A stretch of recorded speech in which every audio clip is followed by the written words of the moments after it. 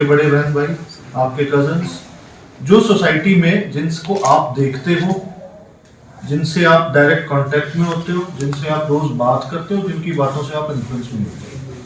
Because आप जैसे as में है ना, यहाँ आपके ऊपर आपसे जो बड़े आपके ब्रदर सिस्टर हैं या कोई आपको आपके नेबरहुड में या आपके कोई फैमिली में कोई ऐसा बंदा है जिसको आप कहीं ना कहीं बैक ऑफ द माइंड चाहते ना चाहते हुए भी एक अपना रोल मॉडल मानते हैं। वर्ड इज चाहते ना चाहते हुए भी, बिकॉज द काइंड जो आप लोगों की एज है, टीनेज है, इसमें हम बहुत ज्यादा इन्फ्लुएंस होते हैं। मैं भी इस उम्र से गुजरा हूं, हम सभी गुजरे हैं। अब चीजें क्या है कि what choices do we make. Picture में देख लिया हीरो सिगरेट पी रहा है, या हीरो को टेंशन हुई, उसने जाके उठा के किसी बार में गया, कुछ उसने ड्रिंक कर लिया। भाई हमें तो रोज टेंशन होती है, मेरे को तो लगता नहीं कि ये सॉल्यूशन है। ठीक है, मुझे तो वैभव जी का रात को फोन आया तो मुझे टेंशन होगी कि सुबह जाना है। किस लिए? कि मैं टाइम कमिट कर दूंगा, और मेरी नेचर ऑफ जॉब ऐसी है कि शायद मैं बीच में बोलते बोलते मुझे फोन आ जाए, मैं लेक्चर भी ना कंक्लूड कर पाऊँ, वो भी बुरा लगता है। कुछ ना कुछ हो जाए, फिर 2 मिनट में टेंशन है, कोई एजिटेशन हो जाए, कोई वारदात हो जाए। आपके टीचर्स हैं, आपके टीचर्स के ऊपर प्रेशर है, रिजल्ट्स डिलीवर करने हैं, राइट। इतने सारे बच्चों को घर के 2 बच्चे संभालने बड़े मुश्किल है, और एक क्लास को संभालना इज ऑल टुगेदर जिनसे आप डायरेक्टली रिलेटेड भी नहीं। ठीक है, आपका क्या रिलेशन है टीचर स्टूडेंट का, जो कि पेरेंट से भी बहुत बड़ा है, लेकिन फिर भी आप डायरेक्टली रिलेटेड नहीं है, yet you are dependent on them.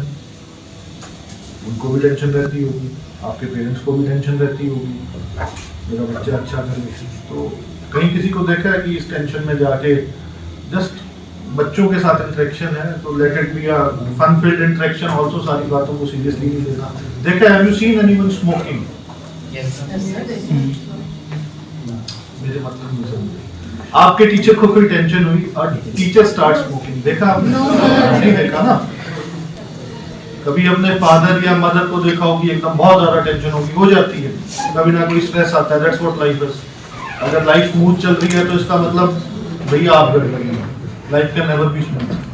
ठीक है, तो फिर वो आप एक हीरो को देख के, एक कैरेक्टर को देख के, वो पुलिस ऑफिसर्स उस विलेजेस और वार्ड में जाते हैं, और वहां से हम drug sellers as well as drug addicts दोनों का डाटा कलेक्ट करते हैं। Drug addict is a patient, उसको ये मत कहो ये नशेड़ी है, ये अफीमची है, या ये कुछ भी है। He is a patient who needs treatment. इस अप्रोच के साथ हम उनको आइडेंटिफाई करते हैं। Plus we have identified different hospitals, I think 16 hospitals हैं इन Ambala, if I'm not wrong, तो जहां हम इन लोगों को इलाज के लिए भी एडमिट कराते हैं। और जो हमारे ड्रग डीलर्स हैं उनके खिलाफ हम जैसे ही we keep an eye on them, पकड़े जाते हैं तो उनके खिलाफ एक्शन भी लेते हैं। So this is what I wanted to interact with you regarding the drug menace. 2012 में there was an article in the newspaper the Hindu editorial में। उसमें ये लिखा गया था, जो मैंने आपको शुरू में, I should have conveyed it then only, मैंने आपको शुरू में बात की थी ना एक्टर्स की, मूवीज की, राइट। उसमें it was very beautifully written in that article कि लास्ट 10 ईयर्स से पंजाब को बड़ा, पंजाबी मूवीज, पंजाबी सॉन्ग्स का बड़ा जबरदस्त इन्फ्लक्स हुआ था, जिसमें वेपन्स को, नशे को और वुमेन्स को ऑब्जेक्टिफाई करा गया था इन अ वेरी डेरोगेटरी टर्म। ठीक है, हम भी अब उन एक्टर्स के गाने सुनते हैं। I don't know, there should be strong censorship against them. What kind of message we are conveying to our youth. उससे हुआ क्या, पंजाब धीरे धीरे नशे की गिरफ्त में चला गया। मेरे को भी अच्छे से याद है, when I was growing up, Punjab used to dominate the sports scene of India. ठीक है, हरियाणा ने डोमिनेंस का जो शुरू हुआ, that was later on, somewhere in 2005 onwards Haryana का डोमिनेंस शुरू हुआ था। उन्होंने ही had beautifully written at that time and there was no drug menace in Haryana in 2012। उन्होंने एक बात ये लिखी थी कि अब ना बहुत बड़े बड़े मूवी स्टार्स ने हरियाणवी बोलने की 2-2 मूवीज और वो स्लैंग यूज करके वो काम शुरू कर दिया कि नेक्स्ट ये जो जिस स्टेट का में बहुत नशा इन्फ्लक्स जिसका होगा, दैट विल बी हरियाणा। यहाँ का कल्चर भी आएगा, that will be Haryana. Same Punjab का एग्जाम्पल कोट करा था, और लास्ट 10-12 साल में देख लो कहीं ना कहीं मूवी तुम सारे देखते हो, कोई हरियाणवी गाना आ रहा है, कोई एक्टर हरियाणा, मूवी हरियाणा में सेटअप है, कहीं कुछ है, कहीं कुछ है, and consequence we all are seeing. It is a challenge for us and we take it head on as a police force. Dynamic हमारे वर्किंग कंडीशंस है, हमें नहीं पता हम यहाँ हैं कि कब कहाँ क्या हो जाए, but it's a challenge for अस। और हम उन पे एक्शन भी लेते हैं, उनको पकड़ते भी हैं, गिरफ्तार भी करते हैं, लेकिन एज अ सोसाइटी हमारी रिस्पॉन्सिबिलिटी है, जो हम लोगों की आपसे एक्सपेक्टेशन है। हम इस देश में फंडामेंटल राइट्स की बात करते हैं, फंडामेंटल ड्यूटीज हमारी बंद पड़ी है। कोई बता सकता है फंडामेंटल ड्यूटीज सिविक्स में कौन से आर्टिकल में है?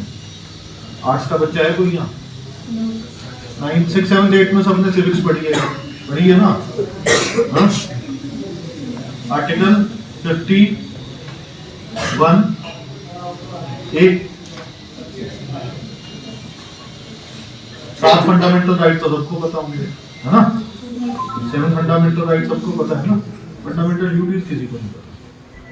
So it is your responsibility कि जब हम चीजों को एज अ राइट हम कुछ चीजें मान लेते हैं, तो it is our duty also to give back something to the society.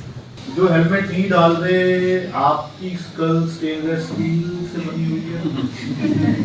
नहीं ना? ये तो स्टेनलेस स्टील का हेलमेट इसलिए बनता है ना? I lost 2 of my cousins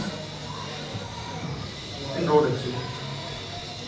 One was a 24-year-old. रात को यूरोपा लीग का तो पता ही होगा, यूएफा चैंपियंस लीग होती है फुटबॉल के। रात को उसने फुटबॉल का मैच देखा और उसको ये हुआ कि वो उसका दोस्त ने, वो रात को मैच 12:30 1-1:30 बजे के करीब खत्म होते हैं, मुझे पराठा खाना। He didn't wake up his mother। Age ऐसी होती है 24-25 साल की, अगर माँ को वैसे भी नहीं और सभी का इंटरेस्ट ये भी रहता, मैं बाहर जाता। वो अपनी सोसाइटी से बाहर निकल के और सिर्फ 1 किलोमीटर उसको जाना था, 1 किलोमीटर। रात को ट्रैफिक की लोकल ही रोड थी, वो सेक्टर के अंदर की रोड थी। स्पीड ब्रेकर होता है, स्पीड ब्रेकर से वो उछला, वो पीछे पिलन राइडिंग कर रहा था, आगे उसका दोस्त बाइक चला रहा था। वो जब पिलन से जब वो उछला, तो उसका दोस्त लेफ्ट में गिर गया और वो पीछे ऐसे गिर गया। उसके दोस्त को खरोच भी नहीं लगी पास तक। अगर हेलमेट होता तो दैट फैमिली वाज रिस्टोर्ड। वो रात वो एक बच्चा नहीं खत्म हुआ, वो पूरी फैमिली खत्म हुई, राइट? अभी एक बहुत अनफॉर्चुनेट इंसिडेंट हुआ देहरादून में, सभी ने देखा होगा सब। आई डोंट नो कि वो एक्सीडेंट के रीजंस क्या है, मैं जस्ट आपको वो एक कोट कर रहा हूँ।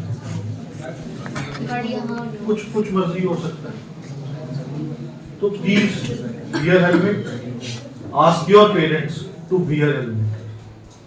सीट बेल्ट डालें, अपने पेरेंट्स को कहो सीट बेल्ट डालें, उनको बोलो कि तुम्हारी जिंदगी मुझे मैटर करती है और तुम्हारी जिंदगी उनको मैटर करती है, ठीक है? कोई नहीं अफेक्ट होता, अफेक्ट वो होते हैं जो आपके इमीडिएट फैमिली मेंबर्स। हमारी पुलिस फोर्स में देयर इज अ, मेरे ही अंदर ही नीचे वो सबऑर्डिनेट हैं, उनके बेटे का एक्सीडेंट हुआ, वो कोमाटोज हो गया बच्चा, वो हिल नहीं पाया।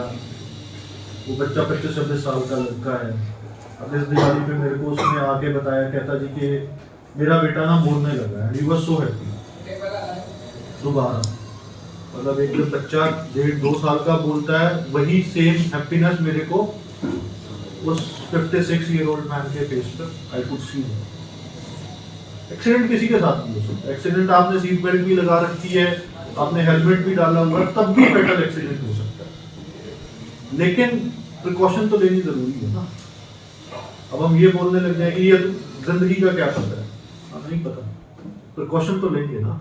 कपड़े क्यों डालते हो सर्दियों में? सर्दी लगती है। अगर जिंदगी का नहीं पता तो फिर why you are wearing a jacket, why you are wearing a sweater, ऐसी नहीं तो जो आपको पुलिस कहती है, पुलिस नहीं कहती। There is a research, there are studies. एक हेलमेट डेवलप करने में कई 100 करोड़ रुपए खर्च हुए होंगे। एक गाड़ी की सीट बेल्ट, एक गाड़ी का एयरबैग बनाने में कई 1000 करोड़ रुपए की रिसर्च एंड डेवलपमेंट हुई है।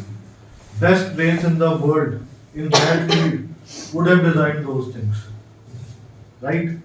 तो आपको एक सीट बेल्ट को ऐसे टक इन करने में क्या जा रहा है? हेलमेट में क्या दिक्कत है? हेयर स्टाइल नहीं दिखता? हाँ, यही है और क्या है ना?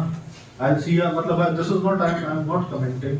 I'll see a female driving a two-wheeler, पूरा चुन्नी बांधा हुआ है, आँख में चश्मा है, एंड लड़के भी हैं वैसे, नॉट ओनली फीमेल्स, लड़के भी हैं, पूरा अपना ना, अरे यार इसके ऊपर भी डाल दो कुछ, क्या जा रहा है? स्किन तो बचा ली, जिंदगी तो बचा लो। Third thing that I am going to talk about is, हाँ, don't encourage drinking and driving. ठीक है, drink and drive is a complete no no. आज से लेके और जब तक जिंदा हो इसी बात की गांठ बांध लेना और इसी चीज को एनकरेज भी करना। मेरा नाम यशिका है, मैं 11वीं ब की छात्रा हूँ। आज हमारे स्कूल में पुलिस की पाठशाला का कार्यक्रम आयोजित किया गया था। इसमें हमें बहुत सी लाभदायक जानकारियों के बारे में पता लगा था। इसमें हमें नशे के बारे में बताया गया था, जिसे हमें नशा कैसे नहीं करना चाहिए और इसका किस तरह परहेज करना चाहिए। इसमें हमें और भी तरह की जानकारियाँ दी गई थी। मेरा नाम दिव्या वर्मा है और मैं कक्षा 11वीं द की छात्रा हूँ और कॉमर्स फील्ड से हूँ।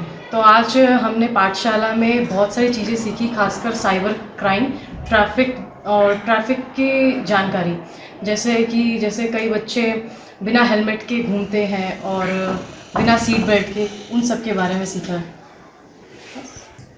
मेरा नाम नवनीत है, मैं 11वीं ब की छात्रा हूँ। आज हमने पुलिस की पाठशाला में ट्रैफिक के बारे में जाना और साइबर क्राइम के बारे में जाना और मतलब बहुत सारी चीज़ों के बारे में उन्होंने हमें बताया कि जो पुलिस कैसे अपना काम करती है उसके बारे में जाना। मतलब हमें इससे बहुत ज़्यादा लाभ हुआ। मेरा नाम अनिका भट्ट है, मैं कक्षा 11वीं ब से हूँ। आज अमर उजाला पाठशाला उनके द्वारा पाठशाला की गई है, जिसमें हमें साइबर क्राइम और ट्रैफिक के बारे में जानकारी दी गई है और हमने अपने जो क्वेश्चंस हैं वो भी पूछे और उन्होंने हमें उसका जवाब भी दिया है, जो हमारे डाउट्स वगैरह मतलब। अगर आप ये वीडियो YouTube पर देख रहे हैं तो हमारे चैनल को सब्सक्राइब करें और बेल आइकन को दबाना ना भूलें। अगर आप Facebook पर ये वीडियो देख रहे हैं तो हमारे पेज को लाइक करें।